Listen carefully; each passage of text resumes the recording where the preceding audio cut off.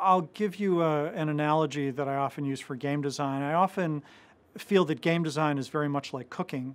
And a lot of what we do as designers is creating a recipe and then helping other people follow it.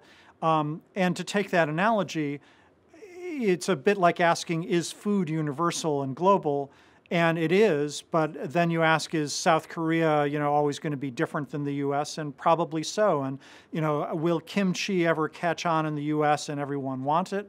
I doubt it. But on the other hand, 30 years ago, I grew up in Chicago.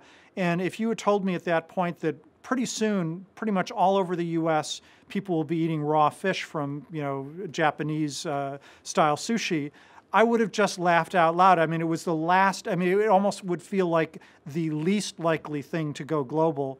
And yet I've had, sushi all around the world, and I'm amused at how similar the experience is even when a Japanese, kimono-clad waitress was speaking to me in German in Berlin, serving sushi. It just was very familiar that way. Or Italian food. It's one of the things I like to order when I travel, because often, I can order it using the Italian names no matter what country I'm in, even if I can't speak any of the rest of that language. So in a similar way, there are certain styles of games that cross over, and much like sushi, in fact, a lot of the Japanese games have gone global, even though, much like Japanese cooking, within Japan, they pretty much only consume what they do internally. They don't bring in a lot of stuff from the outside. There are a few examples that sneak in there. And I really think that that analogy holds, that any group, even people who've never seen a computer or a phone before, they will get interested in games, and certainly games, of course, long predate any of those technologies.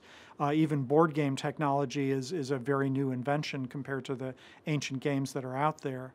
But that need for some kind of game, I really think games are an evolutionary answer to having a really safe but challenging way to practice survival skills. And I believe it is literally part of our genome that we have a tendency to enjoy them for that reason. All humans everywhere in the world. But much like food, there are regional preferences that are pretty deeply ingrained, and I'm happy for that. I love the variety in the world. It's going to be a sad world when we're all eating exactly the same thing, and I hope that day never comes, and I hope we always have fresh, different games to play all the time as well.